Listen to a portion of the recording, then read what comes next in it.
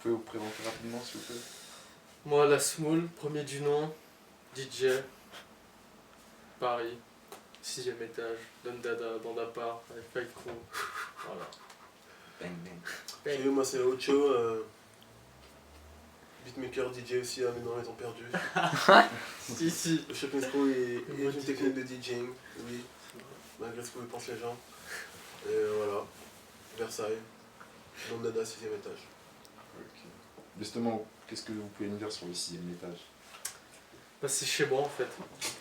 C'est chez moi et c'est là où les choses se passent.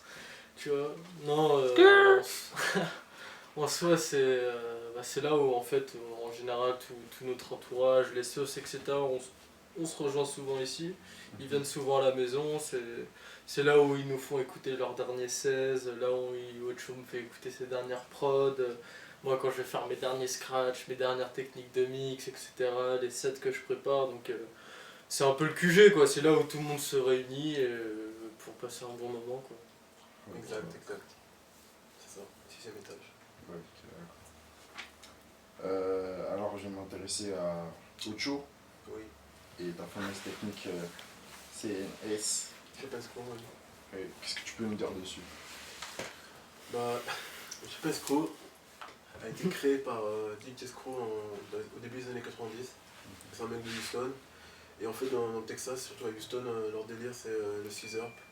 Donc il faut se dire que tout le délire, le fond, Fénargan, qui en ce moment fait des ravages dans Paris, crée plein de jeunes zombies, tu vois. Tu peux les croiser dans la rue, tu vois. C'est ça, et ben, en fait ça vient de là, tu vois, ça vient de Houston. Et je sais pas trop, en fait, c'est un délire de mix pour que les mecs ils écoutaient en fait pour, quand ils prenaient du scissor, quoi. Et moi, moi je kiffais bien écouter ces sons-là, et puis à un moment je me suis dit, bah je vais faire les miens, et voilà. Ok. Du coup, tu perpétues une sorte d'héritage. Exactement, c'est ça, et franchement, je pense que c'est ça, les gens le disent aussi, donc je pense que ça doit être vrai. Mais oui, c'est ça, ouais. Que DJ Screw il est immortel, tu vois, même si je suis pas aussi bon que lui, mais Amen. voilà, c'est ça. Un jour, peut-être. Gonna smoke some fucking blunts. Pop the fucking trunk, the neon lights gonna come down the void. Acting hard, not fraud. Coming through Polio, got a yellow broad. Automatic hole, got a yellow hole. Coming through the boulevard, Casper, Cal Roll. I never gave a damn. My juice gonna slam. I'm at IHOP, eat some breakfast and some yam. Ok. On va parler de la Small alors. Yes. Moi, je t'ai découvert avec Joke, remix de Le Joke. remix de Joke, ouais. Est-ce que tu peux me dire Bah écoute, processus de création. processus de création, donc déjà je tiens à dire que c'est pas moi qui ai fait la prod, hein. Contrairement à beaucoup de gens. Bon, j'ai juste repris la prod, j'ai fait un remix, quoi. C'est un mashup. Je l'ai ralenti de quoi, d'une vingtaine de BPM, j'ai changé un peu la structure du son, quoi. Et un jour j'étais en train de mixer, tac, j'avais mis la prod, je balance la cappella de Joke dessus.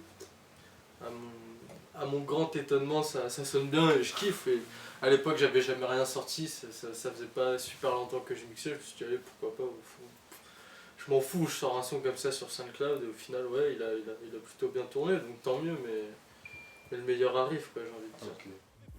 Si elle aime pas le rap, Marila, Rila, le rap en paye, ma villa, cigarillo, vanilla, nila, sur la moula, nabila, bila, j'ai bon fond, walai, bila, terroriste au cristal, parce que je vais faire péter le cristal, on est sur les nerfs. On n'aime pas ça, qu'on efface la tête, on n'aime pas ça. Nique les paramètres, négros sont là, mais négros sont là, Et justement, le meilleur arrive, tu peux nous parler de la dernière prod que tu as sortie? Ouais, alors, ouais, avec Tab, avec mon gars Tab, shout out à toi d'ailleurs.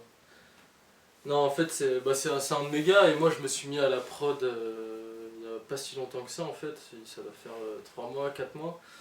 Et lui, il est un peu plus expérimenté, ça fait déjà un peu plus de temps qu'il en fait, il a déjà fait des bonnes prods, etc. C'est un mec vraiment talentueux. Et du coup, il est passé un soir ici, on diguait un peu dans les samples, etc. On est tombé sur ce sample influence vachement japonaise, quoi. Et on s'est dit vas-y on va faire une prod là-dessus, au final on l'a fait et je l'ai sorti quoi. Franchement je me prends pas la tête si je sors un truc, on fait une prod, je la sors, c'est pas comme si... spontané, Ouais voilà c'est ça, pas un vu truc que voilà, c'est réfléchi. pas comme si j'étais un mec avec 100 000 vues sur SoundCloud où je fasse gaffe à tous les sons que je sors. Là je peux me permettre de balancer des sons comme ça parce que j'en ai envie. Ok. C'est pas encore une star. C'est ce qu'il dit. Et justement, sur le son, il y a des consonances un peu japonaises et justement, on retrouve ce délire dans l'EP de Ocho. Les portes. Oui, les 8 portes en référence à Naruto. Est-ce que tu peux me parler un peu de ça? Bah, les mangas, j'ai grandi avec, j'ai connu mes premières peines de cœur avec. Voilà quoi, c'est la vie en fait, les mangas, c'est comme le rap. C'est fait partie de ma vie depuis tout petit. C'est là. Et moi j'ai toujours kiffé ça en fait. Et je voulais encore des mangas aujourd'hui, tu vois. Je sais pas si ça gêne les meufs, mais. Mais ouais, non, le manga. C'est qui sont intéressés. Manga, c'est un délire, tu vois. C'est vraiment un truc que je kiffe. Et je me suis dit que commencer un projet avec des trucs qui m'ont inspiré, que j'écoutais, qui étaient dans ce que je regardais ou avec lesquels je jouais, les trucs japonais, tu vois. J'aime Pokémon, Final Fantasy et tout, bah, ça serait intéressant de faire de la musique avec, quoi. Donc j'ai fait ça et les gens ont kiffé. C'est cool. Mais bientôt ça va être supprimé. Ok. Carrément. Ouais. Et c'est quoi ton manga préféré? Mon manga préféré? Oh, grande question. Ou si je t'ai dit de faire un top 3 par exemple. Ouais, un top 3, putain. Vas-y, je pense que je mets DBZ. En premier? Non, bah ouais, parce que DBZ. Voilà. Après, je pense que je mets Naruto et Full Metal Alchemist. Mais il n'y a pas d'ordre en fait, c'est les trois, mais je donne pas d'ordre. Avec des lards de prothèses et tout. Est-ce que vous pouvez nous parler de votre entourage, celui qui fréquente le 6e étage justement? Les gens qui fréquentent le 6e étage, donc il y a plein de sortes de mecs, il n'y a pas que des artistes évidemment, y a pas, C'est pas un studio. c'est pas un studio.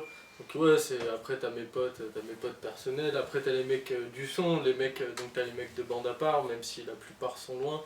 Mais il y a Senzo, un de mes gars sûrs qui est là tout le temps aussi, qui vient squatter ici.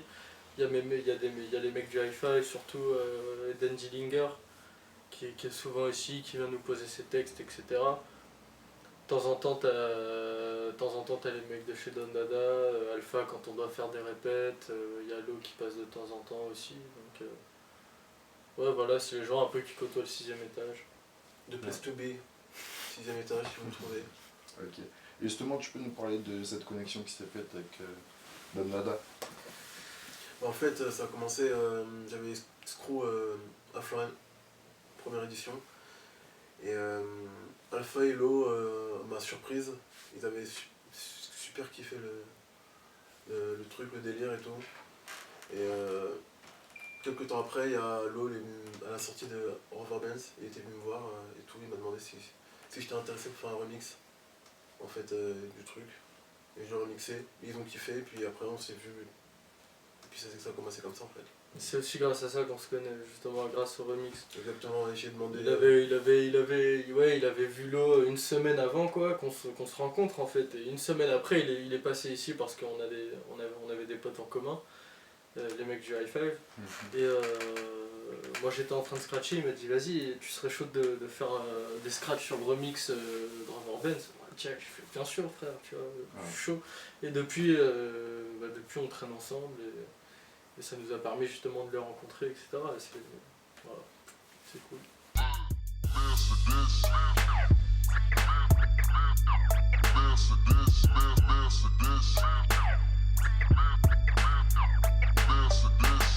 Aurais-je le Range Rover, la Mercedes, ce genre de caisse noire sur une blanche cover. Les gangsters l'adorent, c'est un aimant à tasse, pêche intérieur, cuir pour les tâches, foleurs. Faire franchir la frontière allemande dans leur gros moteur, autoroute randonneur. Aurais-je le Range Rover, la Mercedes, celui qui met le paper et laisse faire le reste. Vous pensez quoi de cette scène, de cette effervescence qui est autour des beatmakers en ce moment, les DJ C'est super chaud, gros. Moi, je suis content. Après, je suis pas content parce que content dans le sens où moi, je considère pas en faire partie, mais je trouve ça super chaud qu'aujourd'hui les DJ et les beatmakers soient de plus en plus mis en avant par rapport aux rappeurs. Pendant longtemps, ça a été ça. C'était que les beatmakers et les DJ, on n'en entendait pas souvent parler, sauf quelques exceptions, bien sûr. Ouais, voilà, mais la plupart ça restait quand même des mecs de l'ombre, etc. Et aujourd'hui il y a beaucoup plus de soirées où tu as des beatmakers qui viennent mixer. Ça permet à plein de DJ justement, pas les DJ mainstream qu'on entend, les mecs qui mixent de la techno en boîte, etc. Même si je respecte tout à fait ça, mais il y a plus de diversité dans le monde du scratch par exemple. Moi je suis vachement là-dedans et je vois que cette scène elle tourne de plus en plus et qu'il y a de plus de gens qui s'y intéressent. Et ça c'est tout bénef, tu vois. Donc non, ouais, c'est chaud. Shout out à tous les beatmakers.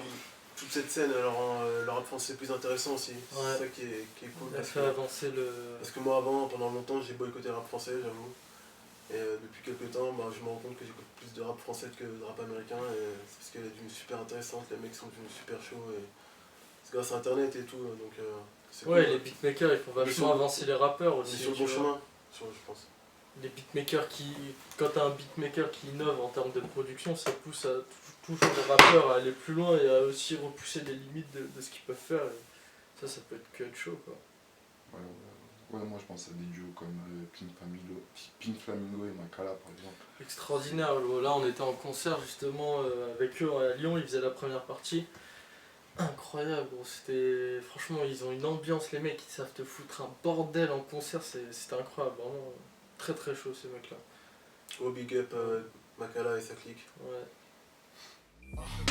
Le globe parent, j'ai des valeurs, je remercie mes parents. Ils me fatiguent ce monde, tous détiennent la vérité et pensent que leur avis est le bon. Nous on n'a pas cette audace, on connaît déjà nos places. C'est le Mac fait son job, c'est tout. Trouver le texte qui fera briller le son. Trouver le texte qui fera briller le son. Trouver le texte qui fera briller le son. Merci. Mais mec, est-ce que vous avez un mot de la fin Un mot de la fin, acheter Alpha 2. Ouais, acheter Alpha 2. Il y a l'EP du High Five qui devrait sortir cette année normalement. Aussi concert le 6 février à la Cigale, je serai le DJ pour Fix Pencil pour la première partie de Giorgio à la Cigale donc. Et voilà, les choses avancent hein. Et shout out à vous et bonne continuation les gars. Merci. Pas de soucis les gars.